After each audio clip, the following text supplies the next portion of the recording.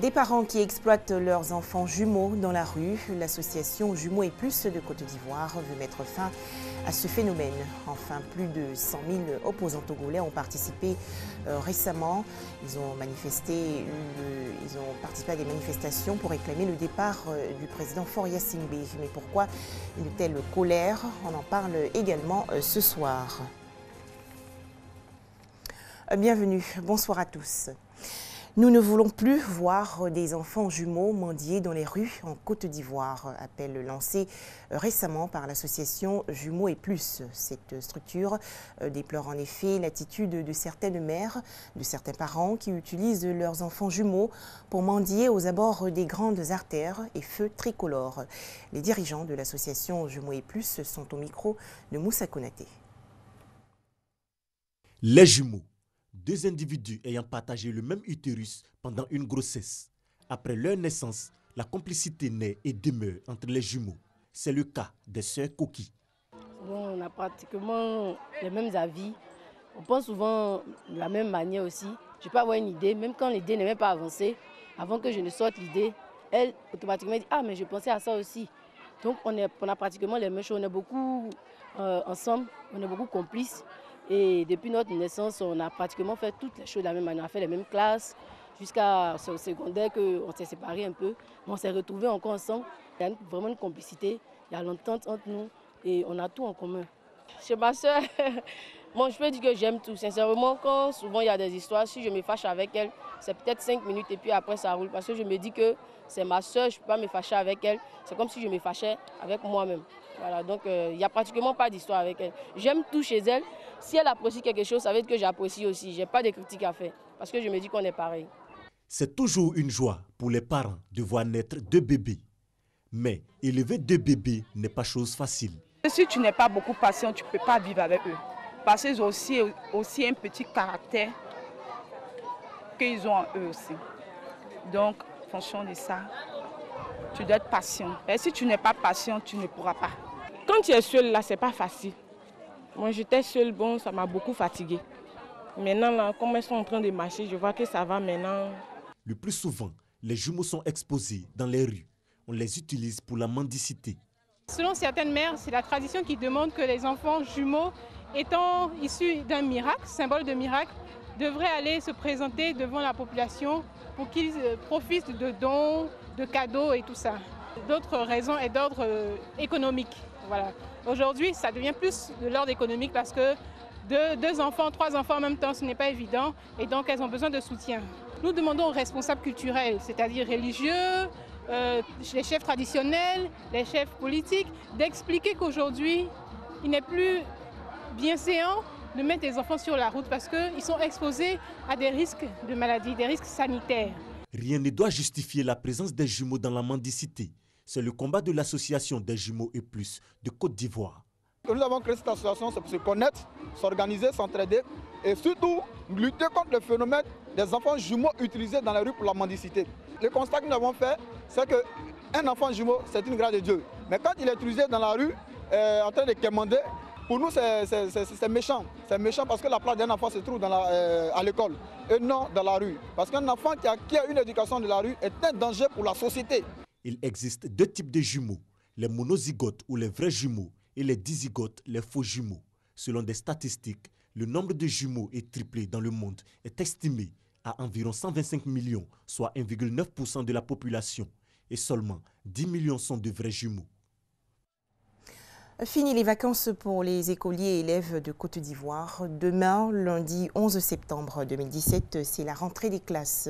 L'année académique 2017-2018 est placée sous le double signe du civisme et de l'engagement de tous pour une école de qualité. Direction à présent à Boisseau, dans le sud-est du pays, où plusieurs villes ont participé récemment à la finale du concours Radio Vacances 2017. Objectif, occuper sainement la jeunesse de Côte d'Ivoire pendant les vacances scolaires. Doigt de laser revient sur cet événement.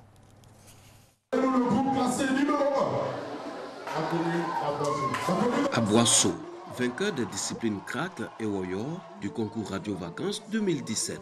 Les candidats du jeu crack et du groupe warrior d'Aboisseau ont surplombé leurs adversaires des villes de Korogo, Man, Yamoussoukro, Katiola, Bondoukou et Tanda par leurs brillantes prestations. Nous sommes très fiers d'avoir pu prendre ce trophée parce que nous avons beaucoup étudié. Ce prix, nous le descendons à toute la population d'Aboisseau. La ville de Katiola est lauréate du jeu meilleur journaliste sportif amateur. L'année passée, j'étais là, j'ai été deuxième, j'ai persévéré, j'ai cru en moi. Et cette année, le courage et le talent, je pense, ont payé. Merci à Dieu, merci à tous mes soutiens, de près ou de loin. Merci à la municipalité de Katiola. Le ministère de la Santé et de l'Hygiène publique, parrain de cette finale du concours Radio Vacances 2017, a félicité l'ensemble des participants pour leur niveau de connaissance sur le thème « Jeunesse face aux infections sexuellement transmissibles, au sida, au paludisme, à la tuberculose, au tabac et aux drogues ». Nous atteignons une cible, la jeunesse. Tous les projets de développement de ce pays ne peuvent pas tenir si la jeunesse n'est pas en bonne santé. Nous avons le sentiment que, en tout cas, le message est passé. C'est pour ça que nous sommes heureuses et chaque année, nous allons poursuivre. La finale du concours Radio Vacances a drainé du monde à la satisfaction de Touré Mamadou, réalisateur de cette émission d'éducation et de sensibilisation de la jeunesse sur les comportements à risque initiés par Radio Côte d'Ivoire.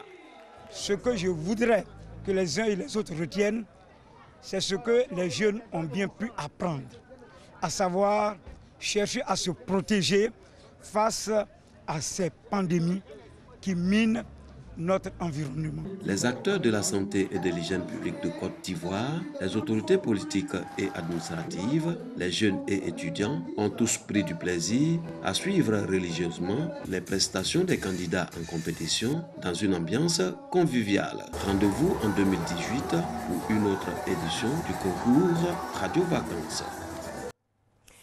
Le Tour cycliste international de Côte d'Ivoire a démarré aujourd'hui à Korogo, dans la région nord du pays. Cette 24e édition veut célébrer la réconciliation.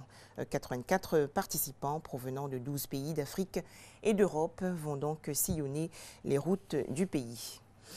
La Côte d'Ivoire remporte la 3e place, la médaille de bronze donc, lors du championnat d'Afrique de pétanque 2017. En Tunisie, le pays est représenté par 4 boulistes. Un drame en Afrique du Sud. Plus de 50 000 femmes sont violées chaque année selon la police. Des chiffres plutôt sous-estimés selon plusieurs organisations non gouvernementales. Ces ONG expliquent que beaucoup de victimes ne portent pas plainte, découragées par l'inefficacité du système judiciaire. Il y a 2 ans, comme chaque matin, Ntabiseng Mabouza attendait le bus pour aller au travail. Mais ce jour-là, le chauffeur profite de l'absence d'autres passagers pour l'emmener hors de la ville et la violer. La jeune femme réussit à appeler à l'aide et l'homme est immédiatement interpellé. Malgré des preuves accablantes, sa plainte est finalement classée sans suite. À la radio et à la télé, les campagnes de prévention nous encouragent à porter plainte en cas de viol. Mais quand on va voir la police, ils nous tiennent pour responsables. Parfois, ils dissuadent des victimes de porter plainte en disant que le violeur est leur petit ami. Mabouza et son mari pensent que l'affaire a été étouffée. Ce cas est loin d'être isolé. En Afrique du Sud, moins de 10% des affaires de viol aboutissent à une condamnation devant la justice. Beaucoup de victimes et leurs familles sont frustrées et même désespérées par la situation. Ils ont l'impression de lutter contre un système et pas seulement contre leurs agresseurs. Ils doivent se battre pour que la justice fasse son boulot. Chaque jour dans le pays, près de 150 viols sont recensés en moyenne par la police. En réponse à ce climat angoissant, les cours d'autodéfense pour femmes se multiplient. De son côté, le gouvernement sud-africain veut durcir sa politique. Une 60aine de tribunaux spécialisés dans les infractions sexuelles ont été mis en place. Début août, le ministre de la Police a également lancé une campagne de lutte pour protéger les droits des femmes. Il faut que la population retrouve confiance en la police. Nous devons apporter une solution à ces millions de personnes qui dénoncent l'incapacité de nos forces de police à traiter correctement ce problème. Plus aucune femme ne devrait être renvoyée d'un commissariat sans avoir été entendue. Cette année, plusieurs manifestations ont été organisées suite à des agressions violentes contre des femmes, pour lutter contre le sentiment d'impunité des agresseurs et le silence des victimes qui domine encore largement la société sud-africaine. Qui sera le successeur du président zimbabwéen? Robert Mugabe, 93 ans, est en voie de révéler le candidat préféré à sa succession au Zimbabwe. À noter que son épouse Grace Mugabe et l'actuel vice-président Emmerson Mnangagwa sont opposés dans une virulente guerre. Des manifestations massives contre le régime Faure-Gnassingbé au Togo. Les opposants togolais réclament le départ du président de la République et le retour à la Constitution de 1992. Ce texte prévoit une limitation des mandats présidentiels et une élection à 2 tours. Mais comment en est-on arrivé à cette situation? Les explications de Ami Koulibaly.